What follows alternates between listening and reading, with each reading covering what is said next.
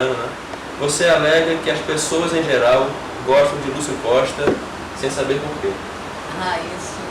Ele é um ilustre, querido, desconhecido. A senhora pode explicar melhor para a gente essa definição? Eu acho assim, é porque ele sempre foi uma pessoa que as pessoas intuem e sabem que é uma pessoa importante. E ele foi sempre uma pessoa extremamente discreta, pessoalmente. Quer dizer, ele era uma pessoa que gostava dos resultados das coisas que aconteciam. Então, ele fazia as coisas e não estava se preocupado em divulgar coisa nenhuma, entendeu? Na época do papel, dos clientes, porque ele era uma pessoa conhecida, as pessoas sabiam qual era. Mas com o tempo passando, as coisas vão se diminuindo, o patrimônio mudou muito, o patrimônio era uma coisa apaixonada, tinha milhões de ligados àquilo, ainda existia, mas de repente aquilo foi diluindo. Entendeu? Teve Brasília, no momento de Brasília foi uma coisa importantíssima, e depois é a tal coisa curiosa de Brasília que nem um filme, né? Que ele é o diretor e o Oscar é o ator principal. O Oscar é uma estrela. Então é a coisa mais natural que a pessoa, o Lúcio discreto, o Oscar é um star, né? Superstar. Que você vincule Brasília mais ao nome do Oscar, né? E é uma coisa equivocada, porque o Lúcio fez Brasília absolutamente sozinho, aqui nesse meio. Então, de repente, ficou uma coisa meio diluída, aquele cara que é legal, que é ético, que está na cara. Mas uma coisa assim, ficou um pouco na coisa afetiva e um pouco no folclore do discreto, da papelada, entendeu? Então eu sempre tive essa sensação de que as pessoas não sabiam exatamente o quê. Se intuíam que tinham uma razão qualquer para prestar atenção, mas não tinham noção do alcance, da extensão da atuação dele, da presença dele na cultura brasileira nesse século, porque realmente faria uma enorme diferença se ele não tivesse aquilo. Ele encarou a barra, sabe? Ele enfrentou a barra difícil o tempo todo, desde o começo. Por exemplo, Lúcio Costa em outros estados, ou até mesmo em Paris, há exemplo do que acontece com o parceiro de empreitada, né, de seu pai, o Oscar Niemeyer.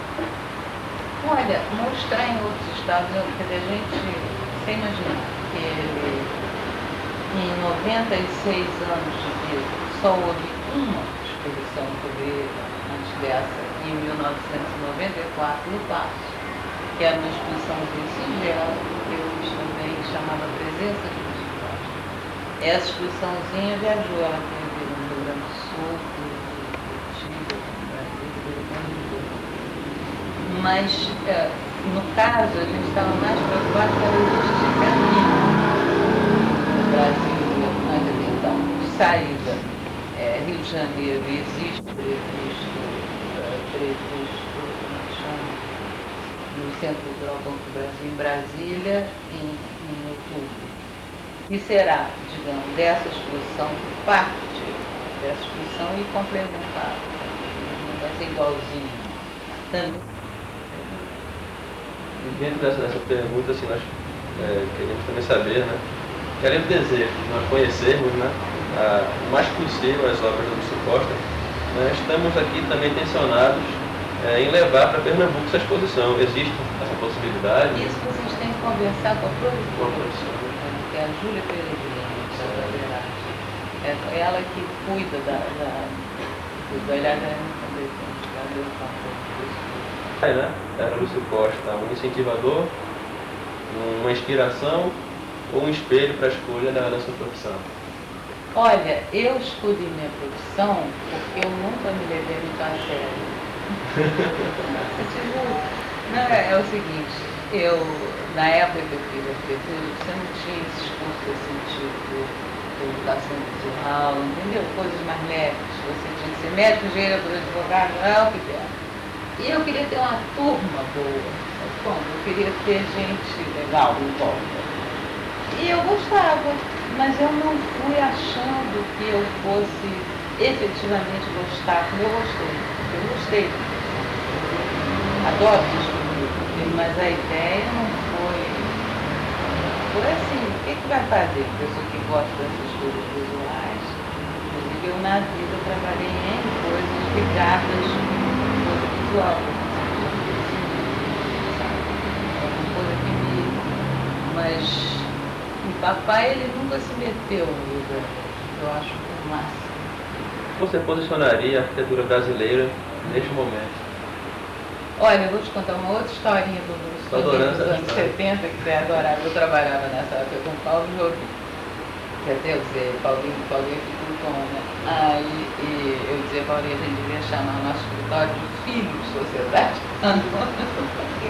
Tem essa coisa. Então a gente estava comentando, era em plena anos 80, eu acho que 70, uma coisa assim. E é plena coisa pós-moderna, essa coisa toda, ao contrário da cabeça do Lúcio, né? E a gente estava comentando qualquer coisa e perguntando, mas o que há, como que eu estou aí, eu disse, a arquitetura está dodói. Está dodói. Uma esperança vã, mas eu acho que não. Porque a gente precisa voltar ao natural. Sabe como? Uma arquitetura normal, porque eu acho que a sociedade cobra dos arquitetos uma coisa muito cruel. É aquela cobra que todo mundo seja gênio, entendeu? Só que gênio de vez em quando, não é para ser gênio, sabe? É como se fosse cozinha. Você tem que saber cozinhar, temperar, fazer feijão, arroz. Só para tranquilo. Depois, se você tiver chance de fazer um super prato, assim, aí você já tem aquela base inicial que te habilita a fazer a outra coisa. Mas não pode cobrar de estar sempre tendo que inventar uma coisa diferente que todo mundo já fez, sempre tendo que ter um sucesso por originalidade. Não é isso, é fazer direito, fazer agradável, fazer bom de olhar, bom de ver. Sabe? Não, eu acho que é uma coisa geral, mesmo não é só brasileiro, é uma coisa geral. Eu acho. Em todos os campos artísticos? O quê? Em todas as artes? Todas as artes eu não diria, mas na arquitetura aqui, fora daqui. Todas as artes eu não posso falar, você tem que informar. Mas o que acontece é que eu acho que é um pouco isso, essa coisa de falta de pé no chão e de sensatez. Quer dizer, eu acho que a gente tem que voltar ao novo. Da mesma maneira que não existe hoje um movimento no sentido de voltar à natureza, sabe? A coisa natural, a coisa. Né? Então vamos incorporar isso à coisa da arquitetura também. Sabe? É uma coisa que não.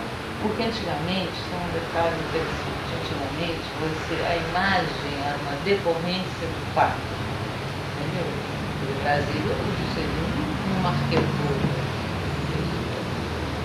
A bossa nova ninguém.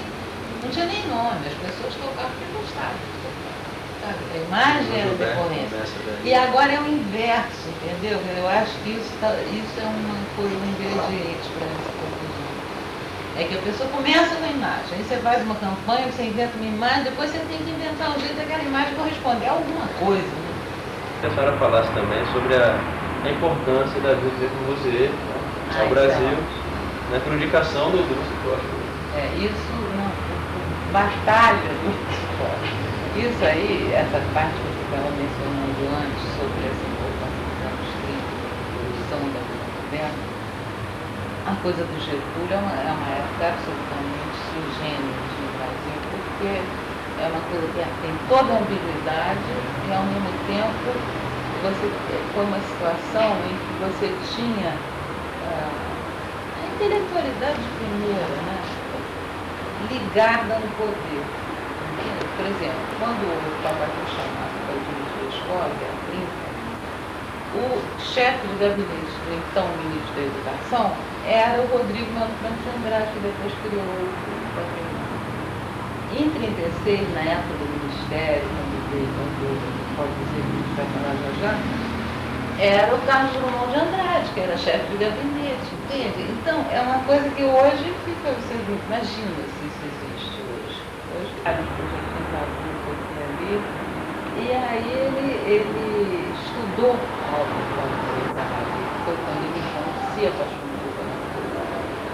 Então, quando ele foi procurado pelo Capanema para fazer o projeto da sede do Ministério, que tinha um concurso, e o resultado do concurso eles não tinham gostado, que era uma coisa de estilo ainda acadêmico, eles estavam ganhando uma coisa nova, uma coisa de política.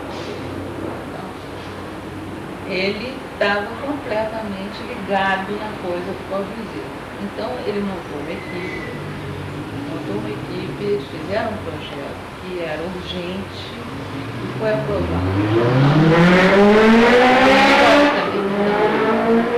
Que não existe, né? O projeto era urgente, foi aprovado. Aí o Lúcio, que sempre teve uma consciência histórica incrível em relação às coisas enquanto elas estavam acontecendo, ele se deu conta que aquele edifício seria a primeira vez que ia ser construído num prédio alto e público, rigorosa e deliberadamente de acordo com os princípios formulados pelo Corbusier, tá? Que era a primeira vez que se fazia num prédio alto com fachada engraçada, era a primeira no mundo. Então, ele com essa consciência dentro da cabeça e com essa coisa assim de respeito pelo trabalho do outro, sabe? Respeito mesmo, assim, de apreço pelo trabalho do outro, virou-se para o Capanema e disse a Capanema que ele não faria, não começava a obra sem o Corbusier aprovar. E o campeonato, o Lúcio, que era o chefe da equipe, era o mais velho, tinha 34 anos, né? Os outros dois eram daí para baixo. E aí eles aí falou, aí o Jesus disse, não, porque está aprovado o projeto, Como é que ele convenceu o Getúlio de Aí ele foi trazer? insistindo, a ponto do Capanema teve uma hora que puxou o paletó dele, assim, porque ele disse, mas entendeu? Calma. E ele continuou insistindo. Aí no fim, ele contava isso sempre, porque o papai achava engraçado, lembrava que ele contava como se tivesse do ontem, entendeu? E aí disse que o Getúlio disse assim, se é tão importante assim, traga o homem. Vamos lá. Quando quiser. Eu acho Brasília uma coisa excepcional, extraordinária. Eu acho que o Brasil ainda não se deu conta do que significa o Brasil.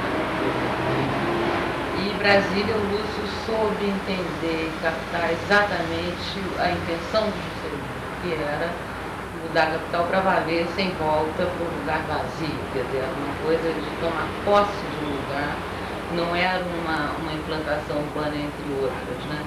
E para assegurar isso, ele entendeu e fez que Brasília não podia ser um plano, como normalmente são os planos urbanismo.